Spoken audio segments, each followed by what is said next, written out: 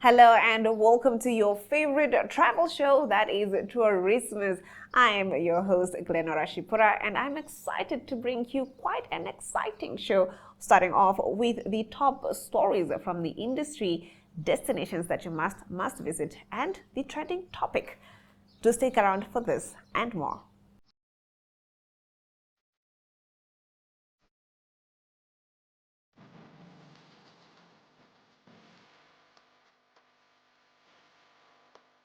Namibia offers a serene refuge for tourists looking for quiet, a vibrant cultural heritage, and a strong commitment to peace.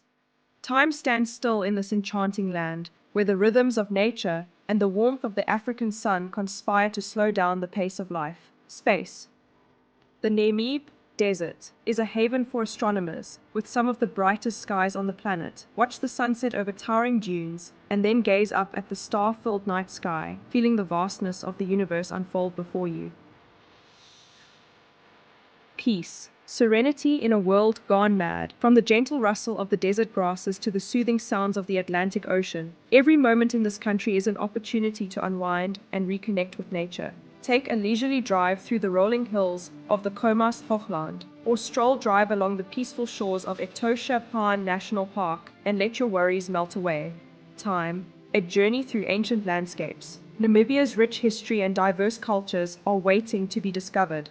Visit ancient rock art sites, where centuries-old paintings tell stories of long-forgotten civilizations. Practical information. Best time to visit. Namibia is an all-year destination, but from May to October, peak sessions for game, landscape viewing, and many other activities. November to March, for mostly surfing and swimming. Accommodation, ranging from luxury lodges to budget-friendly guest houses and camping sites. Safety. Safer than most African countries, but familiarize yourself with the Namibia Tourism Board safety brochure at the website www.visitnamibia.com. So why wait? Book your trip to Namibia today. www.visitnamibia.com NA.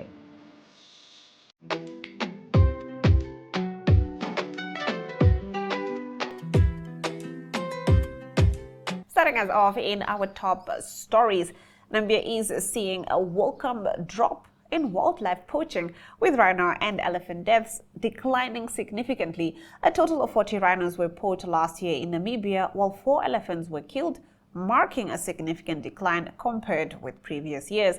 The poaching figures were confirmed by Bennett Kahure, Director of Wildlife and National Parks. He said that so far this year, only 1 rhino poaching case has been reported, with no elephant poaching incidents recorded in 2024. Namibia recorded 81 rhino deaths at the hands of poachers. According to a document submitted by Namibia to the 78th Standing Committee meeting of the United Nations Convention on International Trade in Endangered Species of Wild Fauna and Flora in Geneva, the country's poaching crisis peaked in 2015, when 97 rhinos were killed. Elephant poaching has also shown a downward trend. The Namibia National Wildlife Protection Report for 2024 recorded 9 elephants poached. 8 elephants were poached in 2023, 4 in 2022, 10 in 2021, 12 in 2020, 13 in 2019, 27 in 2018, 50 in 2017, and 101 in 2016. This is definitely a welcomed reprieve. Moving on to our next story. Less than half of Namibia's Environment, Forestry and Tourism Ministry's 2025-2026 development budget was executed, raising serious concerns over project delivery. Of the $70 million allocated for 9 programs and 38 capital projects, only $31.1 million or 45% was spent. This level of budget execution is concerning, Minister Indileni Daniel said in her annual staff address, urging staff to continue demonstrating professionalism and commitment to ensure that resources are fully utilized for the benefit of conservation and tourism development. Despite the low execution rate, Daniel acknowledged that dedication and resilience of personnel, noting that achievements in 2025 were first and foremost a reflection of their dedication. She said that rangers and wardens safeguarded protected areas and wildlife forestry officials promoted sustainable use of resources and tourism officers supported recovery initiatives. At the same time, administrative and technical staff ensured planning, financial management, and reporting obligations were met. According to Daniel, key projects were also completed successfully. This include infrastructure developments at Goma, Namutoni, Mukwe, K1 and K2, Hobas, and the Fish River Canyon water pipeline, as well as the inauguration of the Swakopmund office and the completion of the Okahanja forestry office. A parliamentary report has exposed how Zambezi conservancies have made millions while farmers suffer crop losses from elephants. Compensation is delayed and there is neglect by both conservation managers and the Environment Ministry. Despite earning a combined income of $30 million during the 2024-2025 financial year, communities around conservancies in the Zambezi region have expressed deep concern over recurrent crop destruction by elephants, a situation they describe as extremely frustrating and discouraging for farmers. This was revealed in a report on the oversight visit undertaken by the Parliamentary Standing Committee on Natural Resources to the Zambezi, Kavango East and Kavango West regions from the 11th to the 15th of November 2025. According to government policy, compensation is only provided when damage is caused by elephants or buffalo, while losses caused by other animals are excluded, leaving many farmers without compensation. The communities have also expressed disappointment with the response of conservation managers.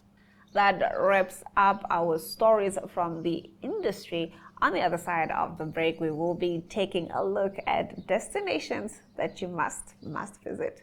Paparazzi Namibia Trails and Safaris. Namibia, where deserts whisper, oceans breathe, and every journey becomes a story worth telling. September is not a date, it's an invitation to feel, to wonder, to remember. Every horizon has a heartbeat. Not just places, stories, sunsets, soul. Our trails aren't on maps. They shine in starlight. You'll come for the pictures. You'll leave with a story. Journeys don't end. They awaken the soul. Come as a visitor. Leave as a storyteller.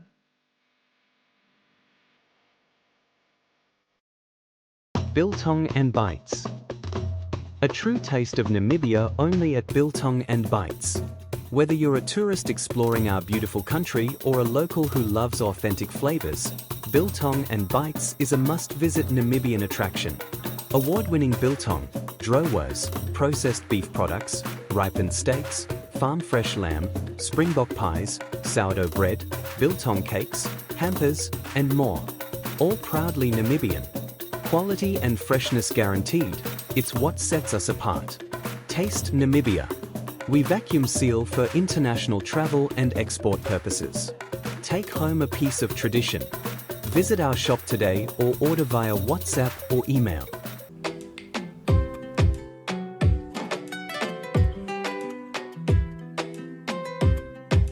All right, first up on our destination list, we are at Kaashi Cafe, situated in the heart of Ongwediva in the Oshana region, and it is a first of its kind coffee shop. Kaashi Cafe, an establishment which offers what its owner Thomas Kanime describes as the best coffee in northern Namibia. Let's take a look.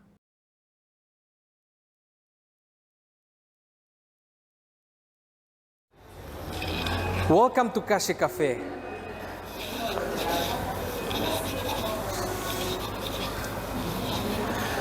Kaashi Cafe is one of its kind in the northern part of Namibia, situated in Marua Mall, shop number 40. And we offer carrot cake, vanilla, chocolate, and also pancakes.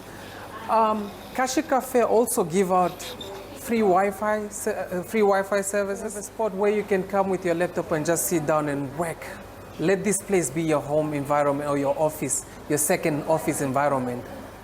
The staff work?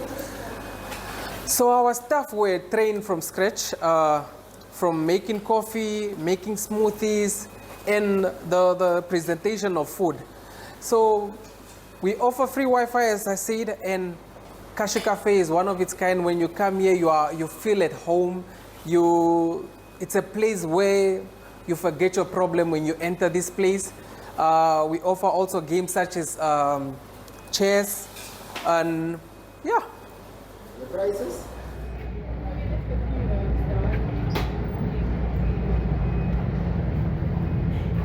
Hey girls. Hey, how are you?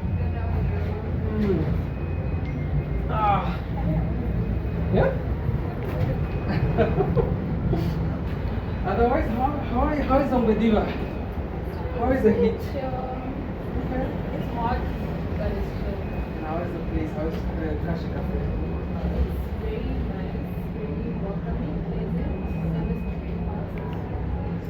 I feel like we should do some changes here and there, or we are good for now.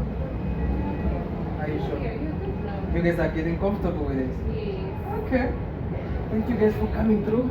You're welcome. It was a pleasure meeting you guys. Likewise. Our prices are so affordable, whereby you can come with your family, enjoy the view of the town, and enjoy the cup of coffee. Checkmate. So at Kaashi Cafe, we also offer games such as chess, and yeah. And let me say, it's the best place in town, in Ongwediva, where you find young and old people engaging and talking more on growth, on how to invest in business and all that. Okay. I'm sure on your menu there are some special, there are great items on your menu. We just go through some of them. We have Kaashi Grande, which is the special one, which is I recommend everyone to try it out. And we have mango as well, mango frozen, and we have so many. Just come through it.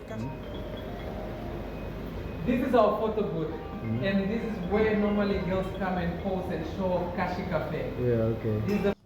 Yum. I definitely do need to make a 10 there once I eventually set foot in the northern part of Namibia. In our next stop, we are at the Lofts Collection. For travelers seeking style, comfort, and a touch of urban sophistication, the Lofts Collection in Windhoek's upscale Hoogland Park offers an unforgettable stay. Josephine Amushila, the Facility and Guest Relations Manager for the Lofts Collection, is here to tell us more.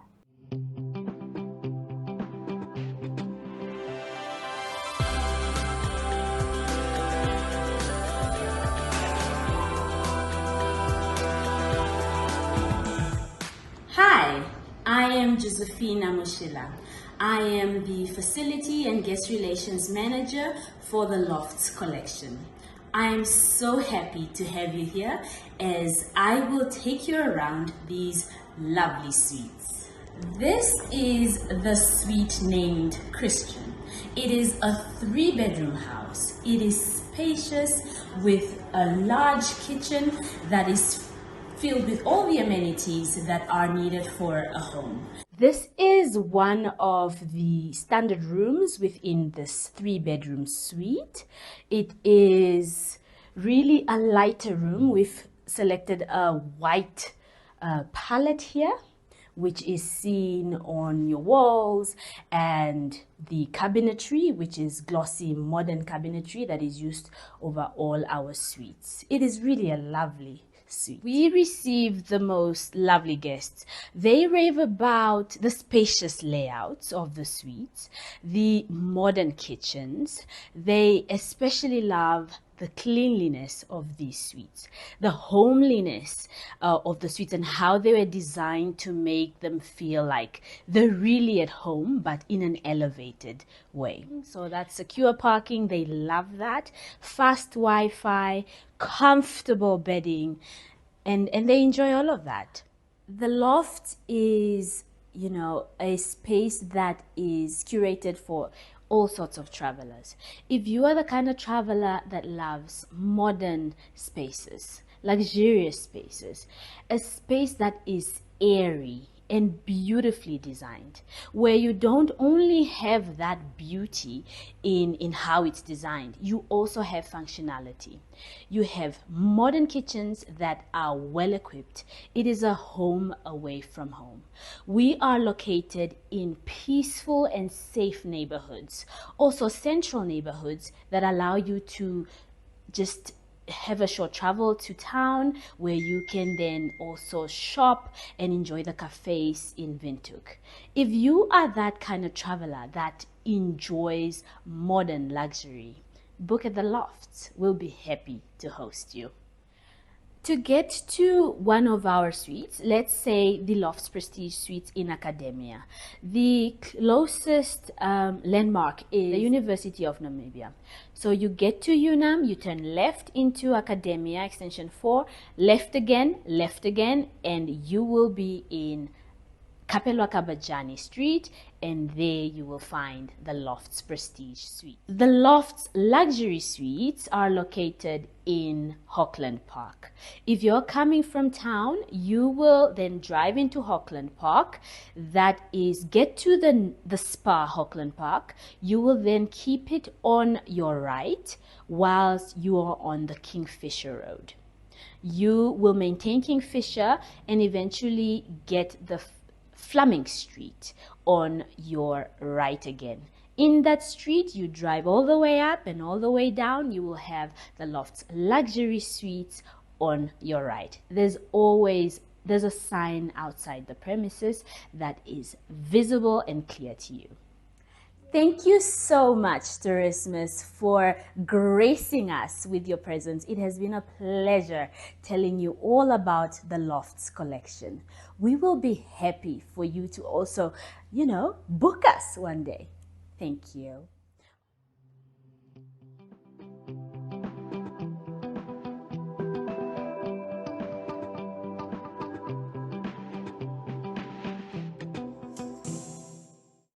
All right, and now we are at Torgos Lodge at our last stop. Now, Torgos Lodge is an ideal stopover for tourists traveling to and from Kahladi Transfrontier Park, and an ideal destination for a few days of relaxing in the Kalahari. Owner Melanie Kotze tells us more about the lodge, about the 5 kilometers from the Mata Mata border post. Sorry, it is about 5 kilometers from the Mata Mata border post. Let's have a look.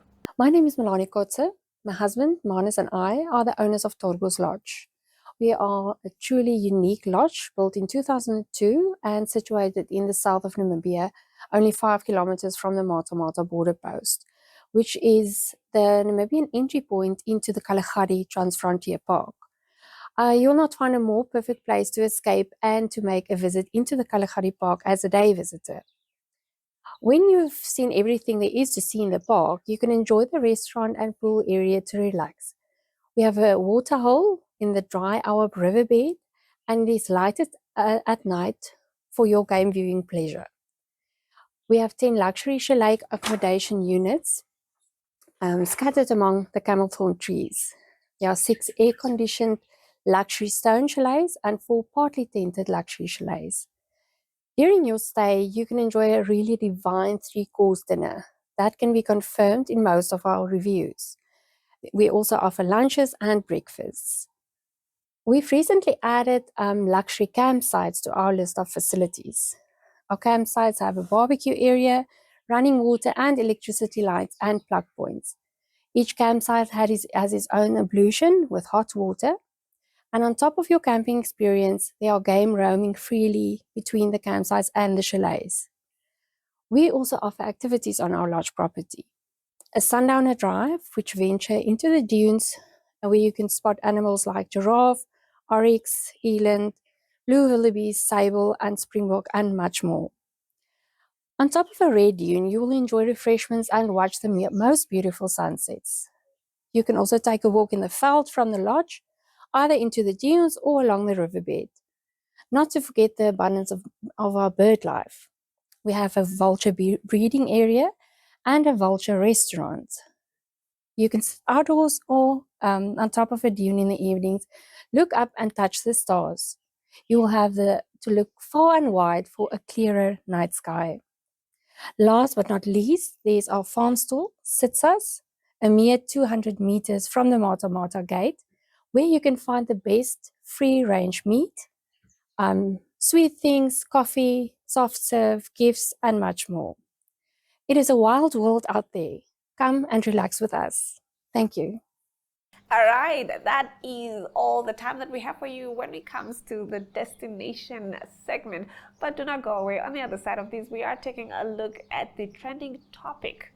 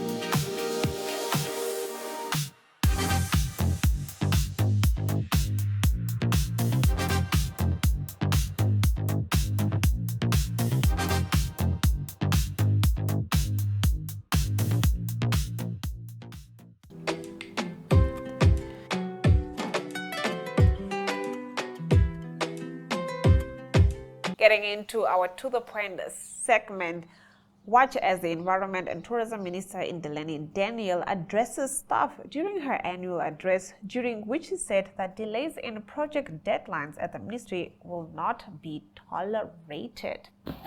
For example, if I can just mention, we talk about our rangers, wardens, the safeguarded protected areas and wildlife, forestry officials, worked with community and promote sustainable use of resources, tourism officer, supported recovery initiatives, and administrative and technical staff ensure that planning, financial management, and reporting obligations were met.